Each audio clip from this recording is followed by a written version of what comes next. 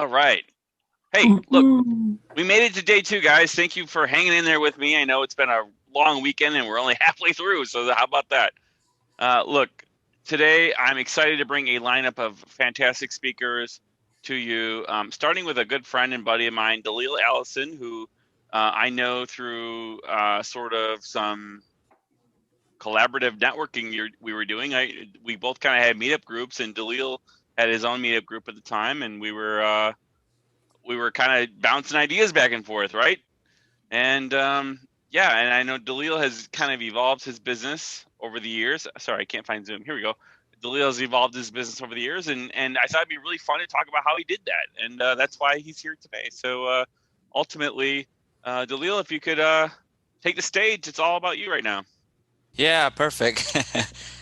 Can you hear me okay? Good. I sure can. Loud and clear, okay. Yeah, thank you so much for having me today, Scott. I'm really excited to be here. Awesome weekend you've put together for Creative Year Ever, especially to kick off the new year. So very happy to be part of this event, and you've been doing some amazing work as well, too. But yeah, my name is Daleele Alison. I'm the CEO of RooksDM.com. Like Scott mentioned, I've met him. It's been a couple of years now, I want to say, through some collaborative networking and just being active in the Chicago community for a number of years now. I've had the opportunity to kind of collaborate with Scott on various events and then also talk about business opportunities as well. But really excited to be here. Yeah, so Daleele, that's right. We're doing a Q&A. This is a talk, right? So,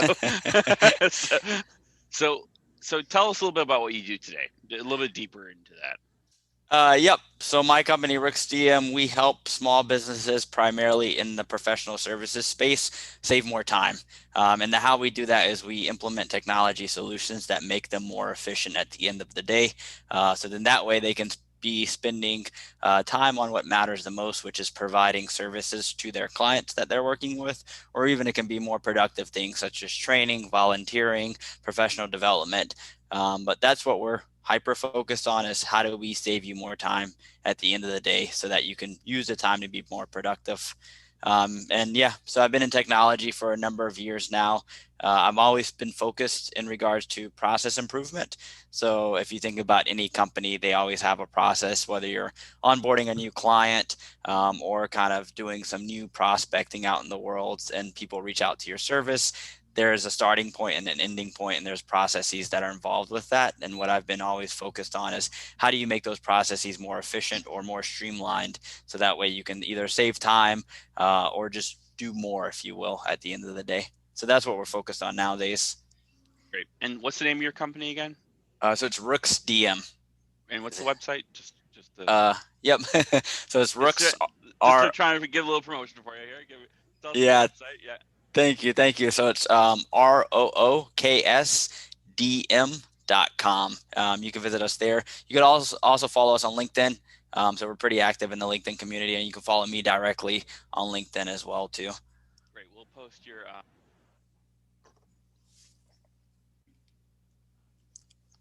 Oh, I can't hear you, Scott.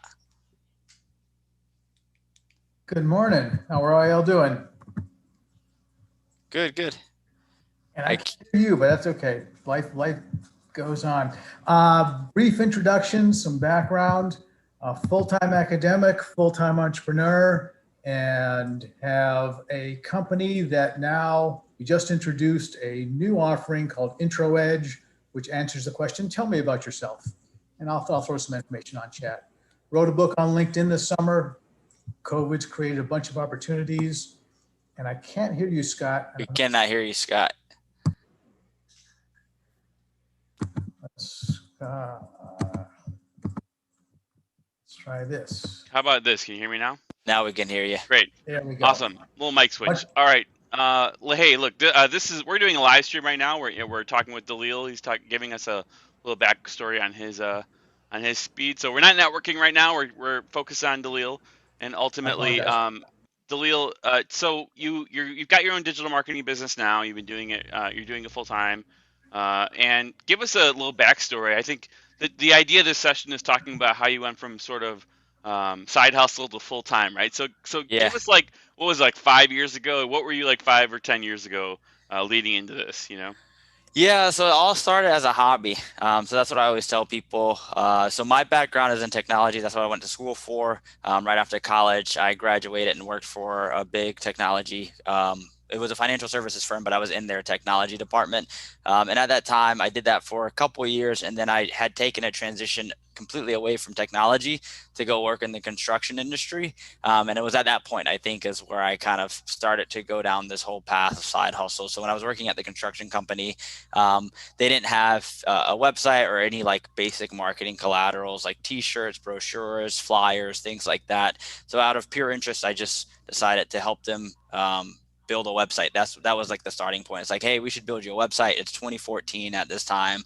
You should be online, and you're working directly with homeowners, so they want to validate you through your website and online channels, if you will, like Google My Business, social media, and all that good stuff.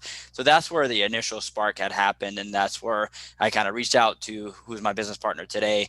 I reached out to him and said, "Hey, I'm working at this company. They don't have a website. You want to help me build it?" And he was kind enough to say, "Yes, let's go ahead and build it." And we really enjoyed that. So we went through the process, built a website for the company. We saw very high return on investment, so they were getting more leads. Sales was becoming a little bit easier because people could find them on the website.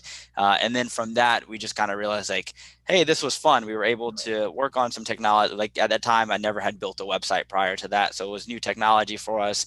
We were also able to kind of provide value to the small business, and we were able to see that right away. So that kind of piqued our interest back in 2014. And then fast forward a couple of years later, I had transitioned back into technology, was working for a consulting firm at the time. And then I had remembered, hey, I wanted to do something on the side. Like I was working 40 hours a week, but there was always something I wanted to do on the side and kind of start my own business. And I remember that experience of building a website for a company, the value it added, and kind of going through the process. And from that, I said, you know what, let me try just selling website projects, if you will, and reaching out to people in my network, doing some networking, maybe some cold outreach through social media, and asking people like, hey, are you looking for a website? We provide website services and we can help you build one. So that was kind of the starting point and kind of like the push to get me into starting my own business back in the day. And that was initially started in 2014. And then it was a slow progression. I know people talk about like, hey, you go all in, you start the side hustle, and then you jump right away. Mine was from 2014 until 2018. I would say I was slowly chipping away at working on my business on the side. And more or less, it was the last 2 years. So from 2016 to 2018 is when the intensity had kicked in, which ultimately led me to quit my job in 2018. Yeah, I know this is probably a more difficult subject, but I feel like it's sort of relevant. How has COVID affected your business? I mean, have you, the last, obviously 2020 was kind of a weird year. Have you felt a pinch, or has it been an opportunity for you, if you don't mind me asking? Yeah, no worries. Definitely an interesting time in the market. For us, like technology became the center of all businesses. So if you're not leveraging it at all, then you're behind, right? Or you might not even be operating at all. So for us, it's actually accelerated our growth, and more businesses now, whether they want to or not, are starting to lean on technology, right? Because everyone's going remote. They have new processes, right? Like before, it was you go into the office. If you needed to collaborate with Scott, I could walk up to Scott's desk, or maybe I didn't have a chat system in place, or maybe there was no formal guidelines into how we communicate or collaborate on documents. Now, if everyone's remote, you have to build that process in place. So now people are more focused on how do I leverage technology within my process of working remote, but also when things continue to evolve and people start going back into the office and stuff, they have the open mindedness of saying, let's look at technology and implement it because it can help us at the end of the day. So. Sure, sure. Another interesting aspect I want to ask you is, um, I think for me, when you're doing it on the side, you have the luxury of picking and choosing clients. When you do it full time, you have luxury of picking and choosing full clients, uh, but it maybe changes a bit. Can you maybe discuss how you maybe evaluate clients from when when you were side hustling versus today? Yeah, so that's very true. I think in the early stages too, we weren't so picky. because we were still trying to figure it out, right? So we did website projects. We went down a whole path, honestly, of being a digital marketing agency. So we were doing website design and development. We started to look at SEO. We started to look at online ads, just by sheer happenstance, if you will, because if anyone ever comes to you for a website, they're usually asking you for other marketing services. So at that point, we were just websites was our core, and that's what we were focused on, and we were taking on any website projects that people reached out to us about. Fast forward now where we're at today, it's much more selective, and we've since pivoted multiple times. I know that's kind of a common term within the business industry, is being able to pivot. And so through that transition and having the open-mindedness and taking on clients, we've been able to truly find our identity. And now in terms of like taking on clients, we're only focused on technology. So we've pivoted back to what is our core competency, which is helping businesses implement technology. That's what we're focused on today. And then the how we select clients is based off of a number of factors, but it's more along the lines of how do they ultimately fit into like what's known as like the target audience in the marketing world. So we look at how long they've been in business. We also look at kind of a mindset. So we're always looking to focus on companies that are in a growth mindset and not necessarily pushing back on ideas that will help them evolve over time. But yes, in the earlier stages, it was more any project that I could get, I would probably take more or less. And if it was an opportunity that was available and that made sense, we would do it versus now is much more selective and of, hey, does this kind of fit into the services we can provide? Is it a value for both parties at the end of the day? Yeah, I think that's a really interesting, really valuable point for people listening. I think a lot of times you find clients and sometimes a lot of times they reach out because they need help because they're in an industry that's recessing, right? Mm-hmm. That's getting smaller maybe. But the truth is, I mean, to invest your time into doing something, you really kind of want, just like an entrepreneur, you want to be in a high growth, you want to be focusing on a high growth business that is going to help you grow with them, right? So definitely a fantastic point to bring up, and I appreciate you sharing that with us. And I don't think I ever sent you the questions I had for this, so I really I appreciate you kind of ripping off of me on this today. So I'm going to ask definitely one more question that you know, take it as you will, but obviously the biggest thing from going from a side hustle to a full freedom, let's face it here, it's the money, right? It's the nut. I know I've had a lot of people tell me you got to have a nut, in terms of having a stash of cash or something like that, Yep. to kind of go from a paycheck to a uh, going from a paycheck to a paying yourself, right? So if you have any advice or any things you did right or things you did wrong or anything like that, would you be able to share maybe in terms of how to pay yourself once you go into a full time situation? Yeah, so if I go back, it's a couple of different things. So prior to quitting my job, the one thing I was hyper focused on was getting out of debt, which I did accomplish at the end of 2017, which allowed me to ultimately quit my job. So that would be my first bit of advice is kind of start to look at money differently from a personal standpoint and see like where you can save, see where you should be investing like your dollars.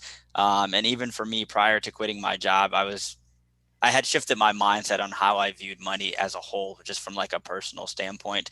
I was budgeting a lot more. I was much more like frugal in nature on my purchases. I thought about what I was purchasing a lot of times and how I was spending my money. So I think that transition in a mindset was very helpful, because it even translates into my business today because we're bootstrapping, right? So we don't have outside investors.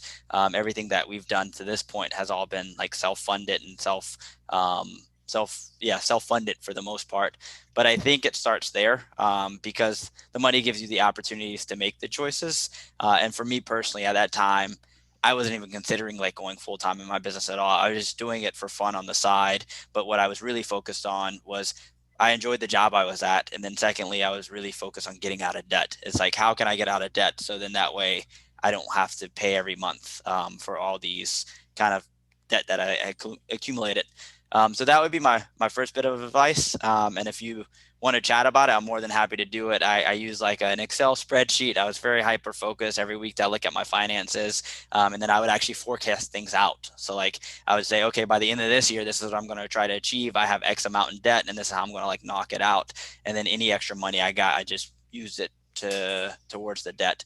So that's kind of a long-winded answer for the debt component. But what that allowed me to do, honestly, was set me up to be able to quit my job. So to go to your question of like, hey, it's the money thing. What I ended up doing once I got out of debt was I was saving like over 50% of my income in a savings account, because I just wanted to have money saved, and then B, I had all this extra money because I didn't have to use it towards that. So I could take any of my income and just put it in savings. And ultimately what that allowed me to do was, when I quit my full-time job, I had almost a little bit over a year's worth of like living expenses essentially.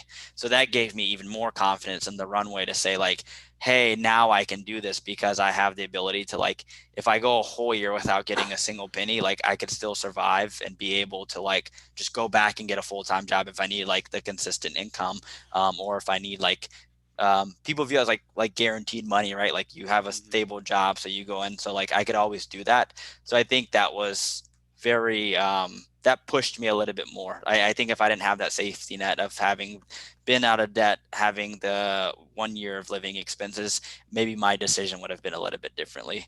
And then long term too, when you're starting a business, it does take time to figure out, okay, how do I make this profitable, and then what are my services, and how do I charge accordingly.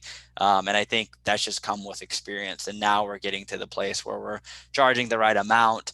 There's still some room for improvement as always, but we've been able to develop our processes so we're much more efficient. And then more importantly, to answer back to your last question, is now we're focused on the right people that we can help and that actually need our help. So like everything is coming together once and for all, if you will. But my biggest advice, yeah, would be just tackle any consumer debt you have, save. It doesn't have to be as aggressive as mine. You don't have to do a year's living expense, but even if you have a little bit of a runway, it kind of takes the burden off. And you can even, having that year of living expenses allowed me to like pick and choose projects more or less, because I didn't never feel like, oh, if I don't get this client, it's going to stop me from getting money, because I always had like that cushion of money in the bank, if you will. Great. So I have one more question for you, and then obviously anyone who's on in the Zoom, VIP Zoom, or on the live stream, please feel free to submit your questions now for Daleele. But Daleele, running multiple clients, one of the things that we talk about this weekend is productivity, right? And Yep. time and stuff. How do you like? I know for me, it's difficult to manage multiple clients, and let alone a lot of other stuff going on. Do you have any tips or strategies for being your most productive self, and how creativity helps you sort of, you know, manage it all? I know a lot of times I feel like I'm spinning plates, trying to make sure they don't crash. But how any please tell us some stuff that you use to help keep yourself productive. Yeah, so one thing in particular, so we use a tool called ClickUp. So that allows us, that allows us to do project management. So we put all of our clients in ClickUp, and then any tasks we need to complete, we actually put them there, and then we tag due dates, and we also add time estimates against them, so we know who's working on what at any given time. The second thing too is time blocking. So I would highly advise to do some time blocking, if you will. I find it that I'm much more productive if I do that. And what that essentially is, it's like, hey, Monday and Tuesday from, let's just say 6 a.m. to 10 a.m., like early in the morning, I'm going to spend 4 hours heads down on this specific thing that I need to complete. So it might be like client work, for example, or it might be like, hey, I'm looking to we're implementing some new things in our processes for finances and payroll and HR and stuff. So, hey, I'm looking to do that. So I'll spend 4 hours just completely heads down on that specific task. And then the rest of the day I have to be able to do anything else. And that might be like the context switching back and forth. So that would be one thing. And then the second thing would probably be like, I try to like also categorize my days within the weeks. So once again, like Monday and Tuesday is usually like recuperating from the weekend and some activities that I have done there, and try to be very light on like meeting times or any networking and business development. And then like Wednesday through Friday, that's where I might open it up and say, hey, let me do some more one-on-ones with people or catch up with friends or whatever it may be. But at least early in the week, I've been able to do the more important things. So I feel better as the week progresses, if you will. Yeah, and you use like a scheduling tool like Calendly, I believe, right? I think you're someone who I know uses a similar system. So oh yeah, Calendly is awesome. So it helps you save so much time. So like if you're trying to meet with someone, instead of like going back and forth via email, you can say, hey, here's a link to my Calendly, book a time. There's a bunch of other ones too. If you're using Microsoft, there's Microsoft Bookings. But yeah, the calendar scheduling tools are very, very helpful in terms of that. Another thing that's productive too, emails obviously common for a lot of communication. So leveraging like email templates. So like Microsoft has an add-on you can use, and if you're sending like the same email over and over again, you can just leverage a template. So if let's say I get an intro from you, Scott, and I'm responding, I could have a template set up to where I click a button, it inputs all that text, if you will, into the reply, and then I can edit it as I need to see fit, maybe minor edits, and then send it out. So that helps with a lot of like repetitive emails that you get, so you don't have to copy and paste or even like retype it every time. Yeah, great. Well, we have a question. Dr. Scott says, kudos to your success. Notice that your active participation in Toastmasters. What other things did you do or might recommend, especially in the areas of soft skills, to help active entrepreneurs set themselves up for success? Oh yes, I love Toastmasters. So actually, I started a Toastmasters group years ago within the company I was working at, so I'm a big proponent of it. Aside from Toastmasters, I would say just practice, honestly. I never started out like that. I can remember a story when I was in college and I went to like my first career fair, and I was terrified. There was like a bunch of people there, different companies, and so many people that I had to chat with. That was overwhelming. But over time, I think just doing it's like going to the gym. The more you do it, the stronger you get. So I think just providing opportunities to like network with people, or get feedback, right? So like maybe have a friend come with you to a networking event, or if you're going to something online, you can say, hey, join me in this event. And if they have any feedback, they can provide those items to you, like, hey, maybe you could speak up here, or maybe this person was talking about this, so you can provide some insight on those specific items. And then I'm a big proponent of just put yourself out there. So as much as you do it, there's so many online networking events that are happening now. Another one that I come across recently is a online platform called Lunch Club. I don't know if you're using it, Scott, or anything. Oh yeah. Yeah. That's a great one. Yep. So Lunch Club is great. And then there's so much that goes on in Chicago. So just attend those events and chat with people and be very intentional on saying like, hey, even if this makes me feel uncomfortable, I'm going to push my comfort zone and challenge myself to kind of communicate with people. Yeah, no, and I think that I know one place that we met with Nextdoor. We used to be hang out at Nextdoor a lot, which is a collaborative space in Chicago. Unfortunately, has permanently closed because of COVID. Yes. But I know for me, I used to do a bunch of workshops there, so it just kind of forces you to speak in front of people and get used to that. So, but now that Nextdoor is not around, I actually have been looking at Toastmaster groups, so I'll have to check it out. So, interesting. Anything else you'd like to share with us, Daleele, today? No, I guess the biggest thing for me, I know it's like the transition. I know it's supposed to be on from side hustle to full time. My journey was a little bit different. I know some people just like cold turkey, stop their job and then go pursue the side hustle. I always thought it was going to be like that, or had like this fantasy of like, hey, I'm just going to quit my job and start this business and it's going to blow up. And it hasn't been like that at all. It's been like this slow and steady progression towards the right path, if you will. And we've learned a lot along the way. And I'm just now starting my third year of doing it full time. But I think leading up to me quitting my job, there was a lot of things, and I would say like luck and timing and more personal growth that happened that allowed me to put myself in that position to be able to say, you know what, I'm going to take a step back, or I'm going to take a step forward, if you will, and kind of move forward with this and quit my job and put my faith in myself, if you will, and say, let's see what happens. And then the second thing I would like to add too is like, always ask the question is like, what's the worst thing that could happen? So I think that was a big deciding factor for me too when I quit my job. I said, hey, I know we talked about like the steady income, but what's the worst thing that's going to happen? I'll quit my job. I won't get a steady paycheck. I won't have all the benefits and the retirement, or even like the healthcare, right? That's the worst that could happen. But then what's the best that could happen? I could grow a business. I can find some new passions that I like. I could help a lot more people. I could potentially make a lot more money. So kind of weighing those odds when you ask yourself that question, I think is a big exercise to do, because when you ask yourself like what's the worst going to happen and you really answer it, it's not that bad. At least is what I find. You start to think through and you're like, okay, that's not bad. I can get a job here if that needs to happen, or I can do some part-time work here, or I can ask a friend here. So there's so many answers that you can get when you ask that simple question.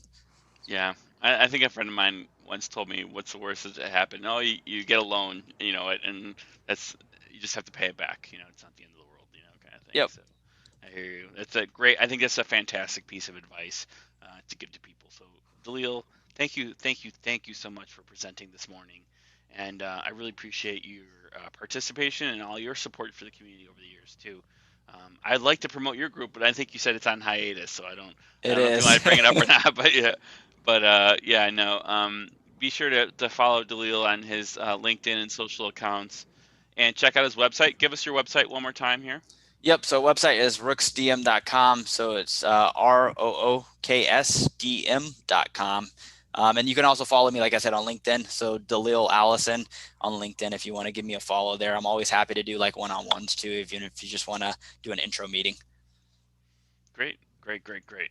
So Daleele has been very, very gracious, and he's offering a door prize. For those of you who are listening and participating right now, Daleele's offering a 1 hour free technology consultation. So, Daleele, give us a little lowdown on what that means. Yep. So with the 1 hour technology consultation, if you have a business, we can sit down, chat with you about some of the technology tools you're using, maybe some frustrations you have, or just any questions you have on some of the softwares that you want to be using, and we can kind of give some initial recommendations right in that discussion.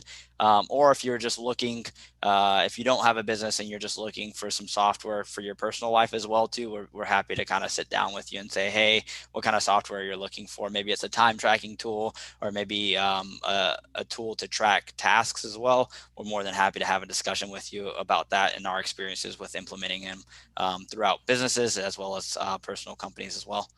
Great, great. Let me do the giveaway right now. Let me put it into my sophisticated algorithm here. All right, ready?